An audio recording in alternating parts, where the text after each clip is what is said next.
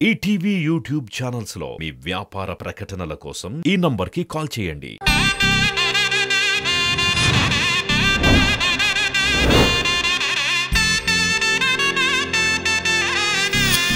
శ్రీవల్లి, నీ తరపున వాదించడానికి ఎవరైనా లాయర్ ఉన్నారా? ఎవరూ లేరయ్యా. నేనున్నాను.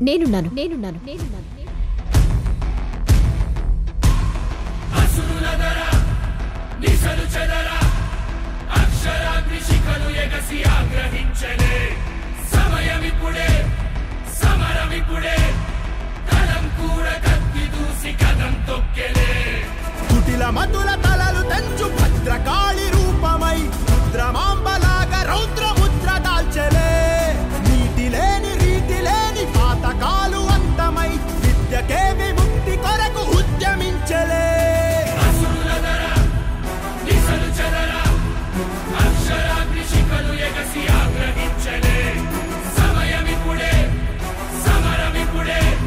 లడ్డు తరపున వాదించడానికి నేనున్నాను సార్.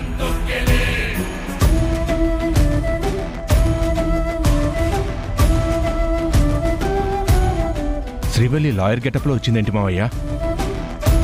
తను ఎల్ఎల్బి చదివింది త్రిదేవ్, కానీ ఇంతవరకు ఎప్పుడు ఏ కేసును వాదించలేదు.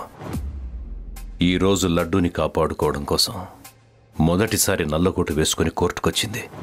యువర్ ఆనర్, నేను ఎల్ఎల్బి చేసిన సర్టిఫికెట్ ని కోర్టు వారికి అందజేస్తున్నాను.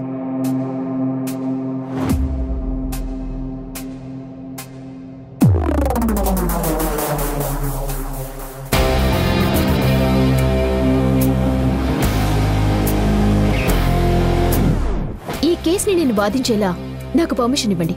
Objection your honour. యూనివర్సిటీ నుండి పట్టా పుచ్చుకున్నప్పటికీ ఇంతవరకు కోర్టు మెట్లు కూడా ఎక్కని ఈవిడ మర్డర్ కేసు వాదించడానికి అనర్హురాలు. 1961 యాక్ట్ ప్రకారం ఈవిడ ఆ బార్ అసోసియేషన్ మెంబరే కాదు. అలాంటప్పుడు ఈ కేసు వాదించడానికి ఈవిడికి అర్హత ఏముందని? పీపీ గారు, ఆవేశపడి బీపీ తెచ్చుకోకండి. నేను బార్ అసోసియేషన్ మెంబర్ని. ఈరోజే నా నెంబర్ ఎన్రోల్మెంట్ అయింది. ఆ వివరాలు కూడా జడ్జి గారికి అందించాను.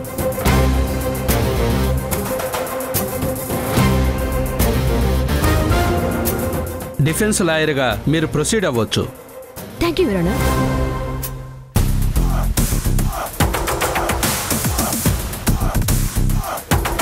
లడ్డు గారు, నేను అడిగే ప్రశ్నలకి మీరు కరెక్ట్గా సమాధానాలు చెప్పాలి, సరేనా? అలాగే లాయర్ గారు.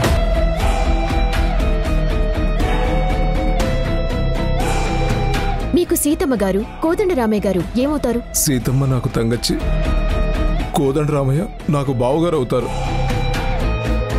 మీరు కోదండరామయ్య గారి ఫ్యామిలీతో కలిసి ఉండబట్టి ఎన్ని సంవత్సరాలు అవుతుంది? బావగారితో కలిసి ఉండబట్టి సంవత్సరం అవుతుంది. అంతకుముందు 24 సంవత్సరాలుగా తంగచ్చి, నా మేనకోడలు అందరం కలిసి ఉండేవాళ్ళం.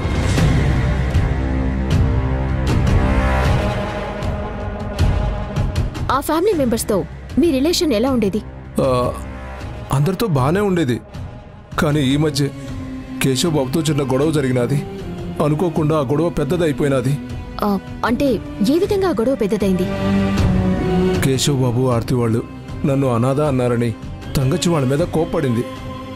మా బావ కోదండరామయ్య కూడా కేశవ్, ఆర్తిలను మందలించి అందరితో పాటు నేను సమానంగా ఉండాలని నా పేరు మీద కూడా ఆస్తి రాసిచ్చినారు.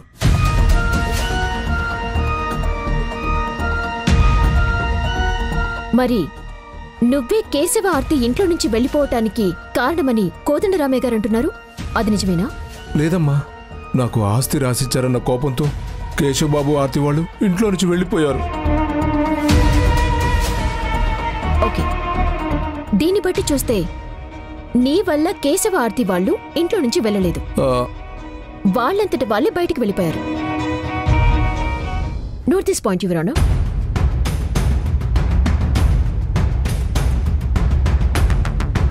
యువర్ ఆనర్, ఆర్తిని విచారించడానికి అనుమతినివ్వాల్సిందిగా కోరుతున్నాను.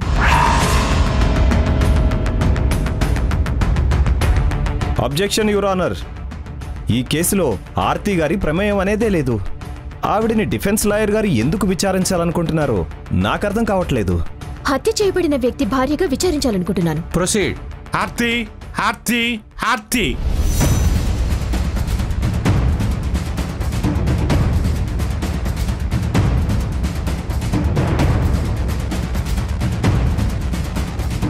హత్య జరిగిన రోజు కేశవ గారు ఎన్ని గంటలకు ఇంట్లో నుంచి బయలుదేరారు?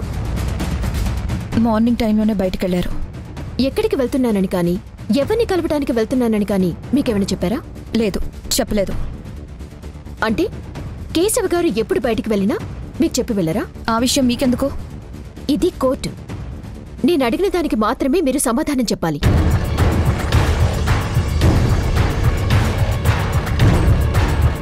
జనరల్గా నేను అడిగితే చెప్పేవారు, కానీ ఆ రోజు నేను ఆయన అడగలేదు. లడ్డు మిమ్మల్ని ఎప్పుడైనా బెదిరించాడా? నా భర్త చాలా మంచివాడు. కేవలం ఆ లడ్డు వల్లనే మేము గొడవ పడి బయటకు వచ్చేసాం. అయినా కూడా మా మీద కోపంతో పగతో నా భర్తను చంపేశాడు. చంపాలనేంత కోపం ఉందని కానీ, పగలున్నాయని కానీ మీతో ఎప్పుడైనా చెప్పారా మీ భర్త? మేమంటే అతనికి నచ్చదు కాబట్టి. అలా అని మీకు అడ్డు చెప్పాడా? లేదు. మీరే అభిప్రాయపడ్డారు, అవునా? Note this point your honour. ఇక మీరు వెళ్ళొచ్చు.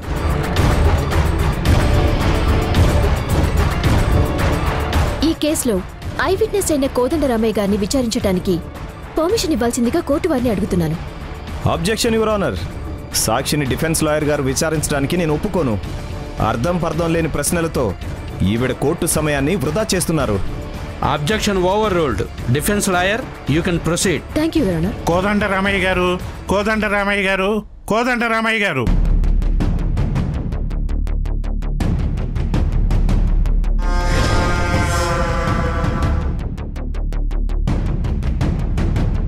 కోదండరామయ్య గారు, కేశవని లడ్డు హత్య చేయటం మీరు చూసారా? అవును, చూశాను. నా కళ్ళారా చూశాను. లడ్డు కేశవని ఎన్నిసార్లు పొడిచాడు? నేను వెళ్లేసరికి లడ్డు కేశవ్ కడుపులోంచి కత్తి తీస్తున్నాడు. ఎన్నిసార్లు పొడిచాడన్నది నాకు తెలీదు. Note this point your honour. దీన్ని బట్టి చూస్తే మీరు లడ్డూని కేశవ్ పొడవటం చూడలేదు. తన కడుపులో ఉన్న కత్తిని బయటికి తీయటం మాత్రమే చూశారు. దాన్ని బట్టి అతనే పొడిచి ఉంటాడని మీరు పొరపాటు పడుతున్నారు, అవునా? నో, లడ్డూనే కేశవ్ని మర్డర్ చేశాడు. యువర్ ఆనర్, నేను కోర్టు వారికి మహాభారతంలో ఉన్న ఒక సంఘటనని గుర్తు చేద్దామనుకుంటున్నాను. మాయాసభలో మాయాదర్పణం చూసి కాలు జారిపడ్డ దుర్యోధనుణ్ణి చూసి నవ్వింది ద్రౌపది కాదు, చెలికత్తెలు.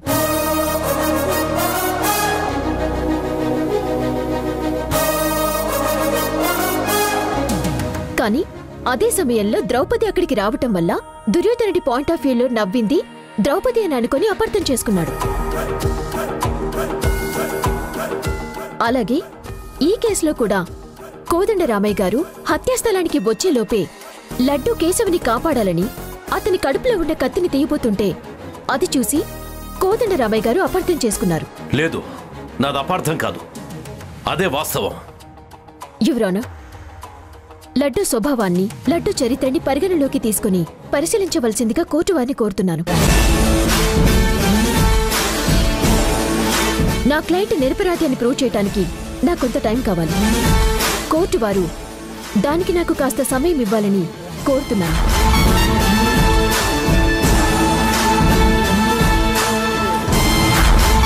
వాదోపవాదాలు విన్న తర్వాత ఈ తీర్పును రేపటికి వాయిదా వేస్తున్నాను.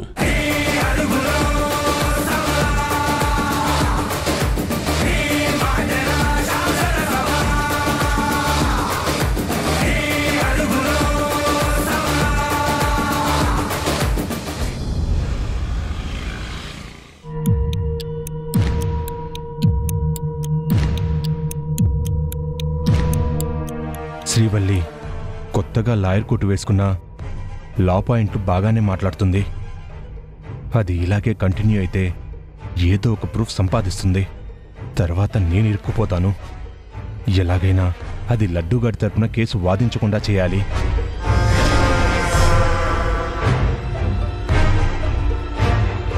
మావయ్య, శ్రీవల్లి మీ పట్ల అలా ప్రవర్తించడం కరెక్ట్ కాదు. మిమ్మల్ని బోన్లోకి పిలిచి అడ్డమైన ప్రశ్నలు అడగడం ఏంటి? మీకు ఎలా ఉందో తెలియదు కానీ నాకు మాత్రం చాలా బాధగా ఉంది. శ్రీవల్లి మీద కోపంగా కూడా ఉంది. ఇప్పుడు వస్తుంది కదా, రానివ్వండి, దాని సంగతి చెప్తాను.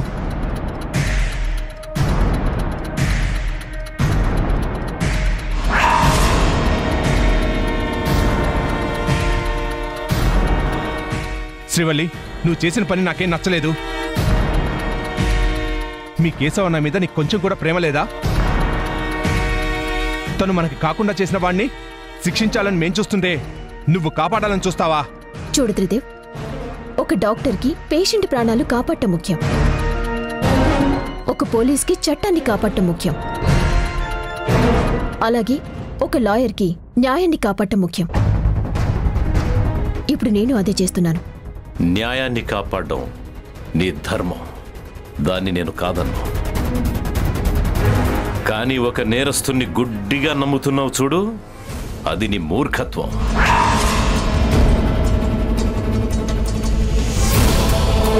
ఇన్ని రోజులు నీలాగే వాడు చాలా మంచివాడని నమ్మి మోసపోయాను. కానీ వాడి నిజస్వరూపం ఏంటో నా కళ్ళారా చూశాను. నా మాట విను, వాణ్ణి కాపాడాలన్న నీ ఉద్దేశాన్ని మానుకో. అవును శ్రీవల్లి, మనకి సంబంధం లేని మనిషి కోసం భార్యాభర్తల మధ్య, తండ్రి కూతుల మధ్య విభేదాలు రావడం మంచిది కాదు.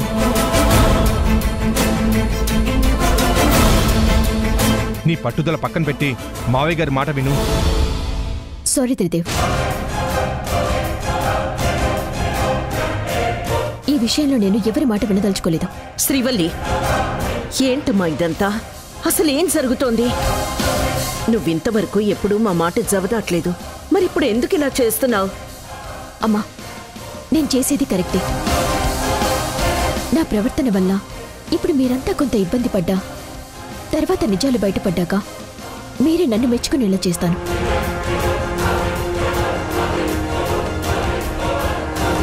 పోయిన అన్నయ్య ప్రాణాలు ఎలాగో తీసుకురాలేం, కనీసం తన ఆత్మకి శాంతి కలిగేలా అన్నయ్యని చంపిన వాడెవరూ తెలుసుకొని శిక్ష పడేలా చేయనివ్వండి. శ్రీవల్లి,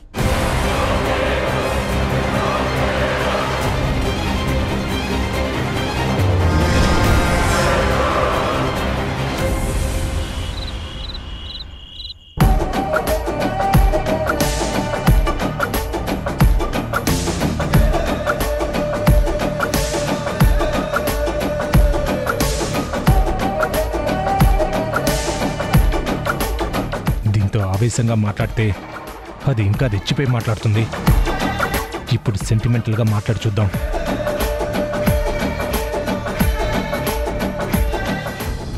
శ్రీవల్లి, భర్తగా నువ్వెలాగో నాకు గౌరవం ఇవ్వవు, కనీసం మీ అమ్మ నాన్నల మాటకి విలువ ఇవ్వవా?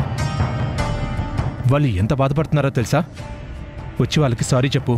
చూడు త్రిదేవ్, నువ్వు అనవసరంగా నా పర్సనల్ విషయాల్లో తలదొచ్చుకో. నీకు సంబంధం లేని విషయాల్ని పట్టించుకోకుండా సైలెంట్గా ఉండు. నేను ఒక విషయాన్ని నమ్మాను అంటే దాని అంత చూసేంత వరకు వదలను, చివరి వరకు పోరాడతాను. ఒక్కసారి అడుగు ముందుకు వేశాక వెనక్కి తగ్గే ప్రసక్తే లేదు. నీ పట్టుదల గురించి నాకు తెలుసు, అలాగే మీ నాన్న పట్టుదల గురించి కూడా నీకు తెలుసు.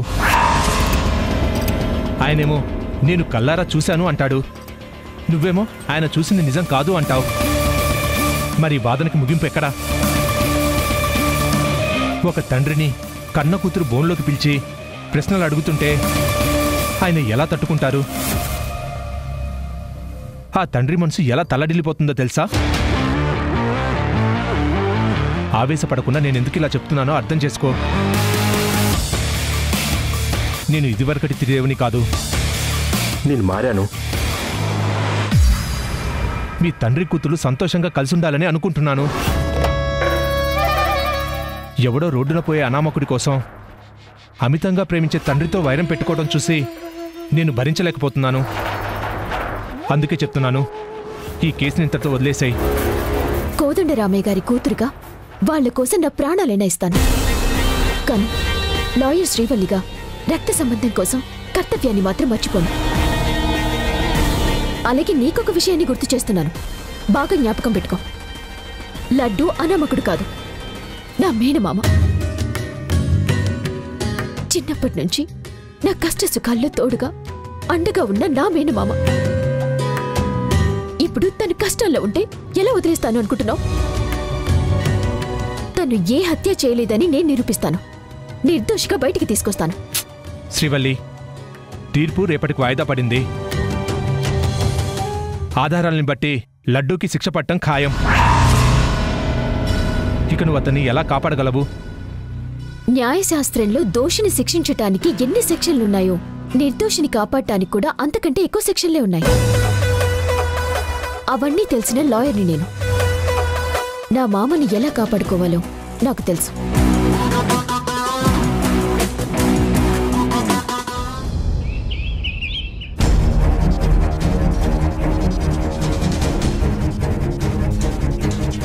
స్లోగానే వెళ్ళు త్రిదేవ్. కోర్టుకు వెళ్ళడానికి ఇంకా చాలా టైం ఉంది కదా. అలాగే మావయ్య.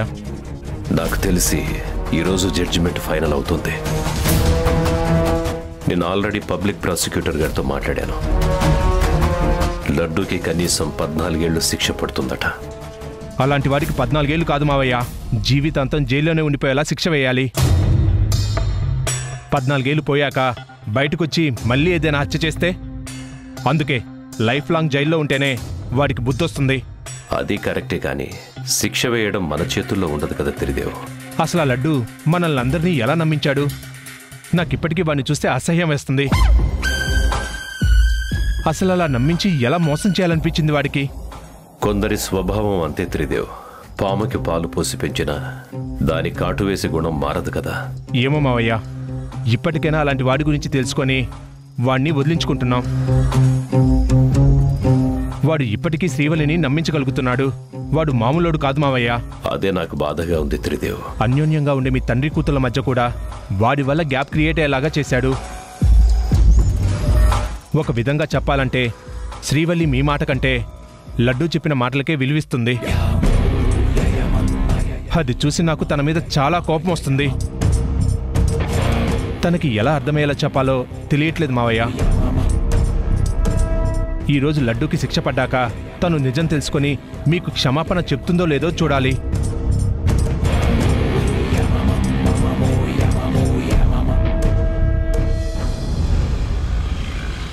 ప్రొసీడ్.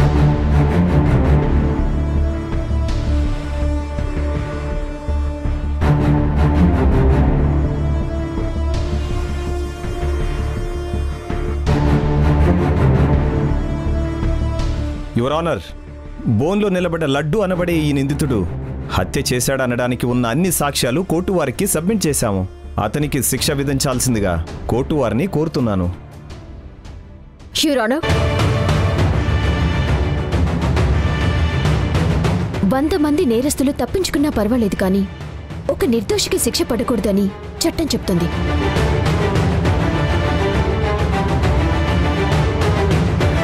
ప్రస్తుతానికి సాక్ష్యాధారాలు లడ్డూకి వ్యతిరేకంగానే ఉన్నాయి. కానీ లడ్డూ హత్య చేయటానికి మోటివ్ కానీ అవసరం కానీ ఏమీ లేవు.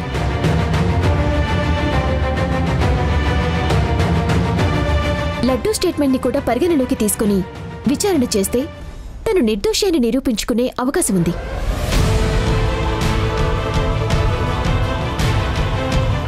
నా క్లయింట్ నిర్దోషి అని నిరూపించటానికి తగిన సాక్ష్యం సంపాదించటానికి నాకు కొంత సమయం ఇవ్వవలసిందిగా కోర్టు వారిని కోరుతున్నాను. నో యువర్ ఆనర్, దోషిని కేసు నుండి తప్పించడానికి డిఫెన్స్ లాయర్ గారు అర్థం పర్థం లేని వాదన వినిపిస్తున్నారు. లడ్డూయే నేరం చేశాడని చెప్పడానికి తగిన సాక్ష్యాలు ఉన్నప్పటికీ ఎందుకు సమయం ఇవ్వాలి?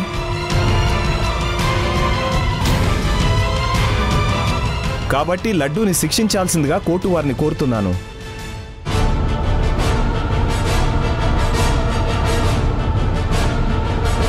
వాదోపవాదాలు విన్న తర్వాత ఈ కేసుకు సంబంధించి నిందితుడైన లడ్డు యొక్క పూర్వాపరాలను పరిశీలించిన మీదట అతని తరపున వాదించిన లాయర్ శ్రీవల్లి కోరికను మన్నించి వారికి 3 వారాల టైం ఇస్తున్నాను.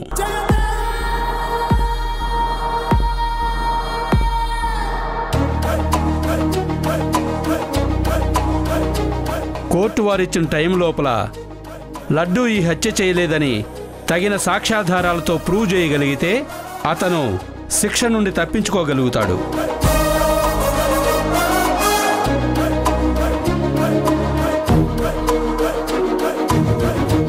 లేదంటే శిక్షకి అర్హుడవుతాడు.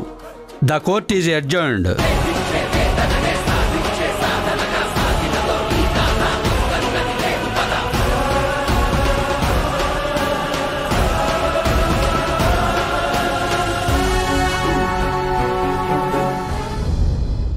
కేశవ అన్నయ్య చనిపోవటానికి ముందు నువ్వేమైనా వెళ్ళి అన్నయ్యని కలిసావా?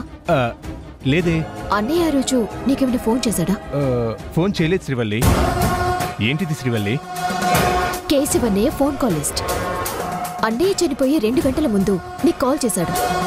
అన్నయ్య హత్యకి నీకున్న సంబంధం ఏంటి?